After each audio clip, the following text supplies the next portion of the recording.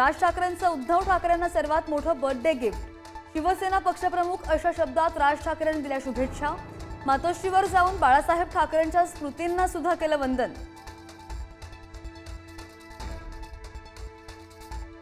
मातोश्रीवरील उद्धव आणि राज ठाकरेंच्या भेटीवेळी मनसे आणि शिवसेनेच्या नेत्यांची सुद्धा उपस्थिती। एकमेकांना आलिंगन देत मनसे आणि ठाकरे सेनेच्या नेत्यांकडून आनंद व्यक्त। उद्धव राज भेटीनंतर मातोश्री बाहेर शिवसैनिकांचा जल्लोष। गाणी गात डान्स करत शिवसैनिकांकडून आनंद व्यक्त। युती तर होणारच, शिवसैनिकांच्या प्रतिक्रिया। उद्धव ठाकरेंच्या वाढदिवसानिमित्तानं मातोश्रीवर शिवसैनिकांची गर्दी। राज्यभरातून शुभेच्छांचा वर्षाव। रात्री केक कापूनही वाढदिवस साजरा।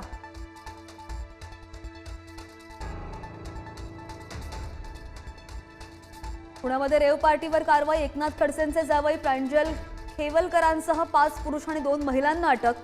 खराडीतील हॉटेलमधील पार्टीमधून दारू आणि गांजा तसंच हुक्काही जप्त।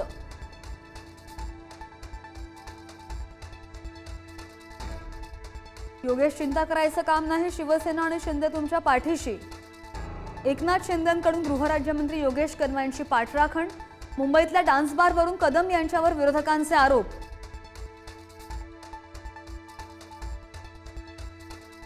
ज्या पुरुषांनी लाडक्या बहिणींचे पैसे परत घेतले त्यांना सोडणार नाही, उपमुख्यमंत्री अजित पवारांचा इशारा।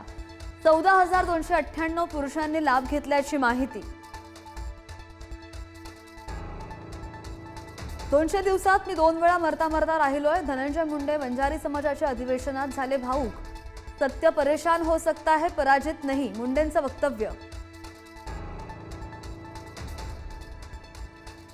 कोकाटेंच्या मंत्रिपदाचा 2 दिवसात फैसला।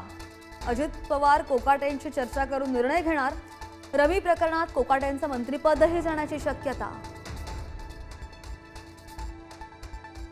महिलांना 50% सूट दिली नसती तर एसटी डबघाईला आली असती, आमदार गोपीचंद पडळकर यांचं वक्तव्य।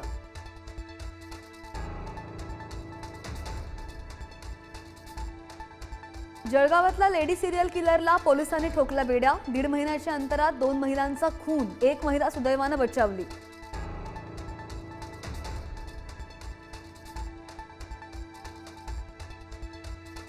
पुण्यातील भाटघर धरणातून पाण्याचा विसर्ग वाढवला। नदीकाठच्या गावांना सतर्कतेचा इशारा।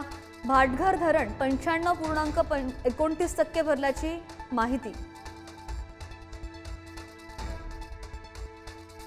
खडकवासला धरणामधून पाण्याचा विसर्ग वाढवला।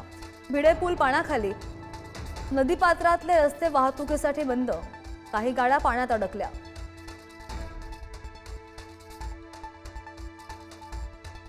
साताऱ्यामधील कण्हेर धरणाचे 4 दरवाजे उघडले तर वीर धरण 95% भरल्यामुळे 9 पैकी 3 दरवाजे उघडले।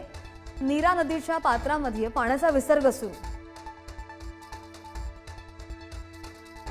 नांदेडमध्ये मुसळधार पावसामुळे पैनगंगा नदीला पूर। किनवटमधील सहस्त्रकुंड धबधब्याने घेतलं अक्राळ विक्राळ रूप।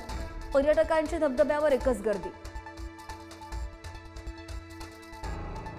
28 जुलैपर्यंत समुद्राला उधाण। सलग 5व्या दिवशी रत्नागिरीच्या सागरी किनारपट्टीवर उंचच उंच लाटा।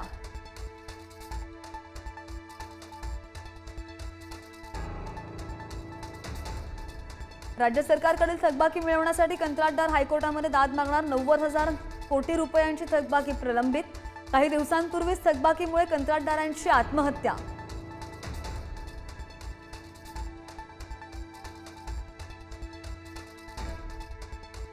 गणपतीच्या मंडपासाठी रस्ता खोदल्यास 15,000चा दंड। रस्त्यांवर खोदकाम करण्यास पूर्णपणे बंदी। मंडळाचं आर्थिक गणितच कोलमडून जाणार।